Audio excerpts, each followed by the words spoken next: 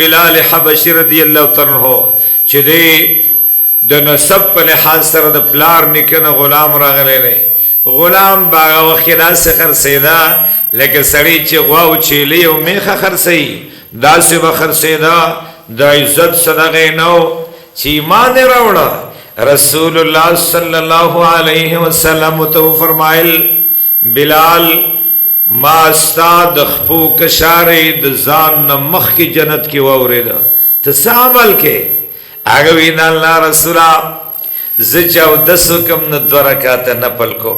تحیت الوضو پیغمبر السلام وهم دغه وجدا چې ما استاد خپو کشاره د ځان مخ کی جنت کی وورید چې کله قیامت قائم شي نبی کریم صلی الله علیه وسلم د ټولو نه مخکې به جنت ته ننوځي داغه د سورلې مهار به بلال سیم نیولې دا دومره عزت چې الله ورکړی دی دا دغه قرآن د وجې نه ورکړی دی دا د عزت والا کتاب دی قیامت کې به د قرآن د وجې نه دو کسانو ته د عرش د سوري د لاندې ځای ورکړی شي عام کسان بدمر باندې ولاړي دماغ به خټ کیږي سخت گرمی بھئی سخت تکلیف بھئی مصیبت بھئی دی دو کسانو تبا اللہ دارش د سوری دلان دی زیور کی دغت دو کسان بسو کی یوم دا قرآن عالمی دا قرآن حافظ بھئی دا قرآن قاری بھئی دا قرآن لستن کے و بل تخودن کے بھئی دویم بفرمائی داغ شاگردی چه قرآن علوم حاصل کری دی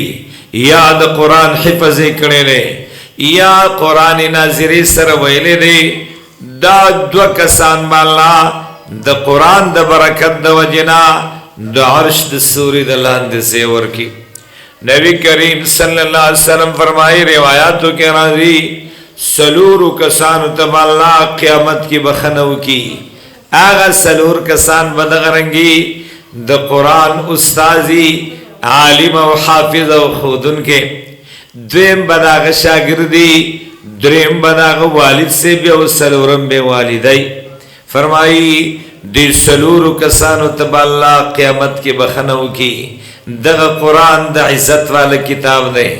دغ قرآن دا احترام والا کتاب دے کہ منگ دی سر تعلق قائم کا اللہ بمنگتہم عزت نراکی دغ قرآن دا وجنا صحابه کرام ته عزت ملو شوه دی د دغه قرآن د وجنا صحابیات ته عزت ملو شوه دی د دغه قرآن د وجنا تابعین او تبع تابعین هغه ته باقی د عزت ملو شوه دی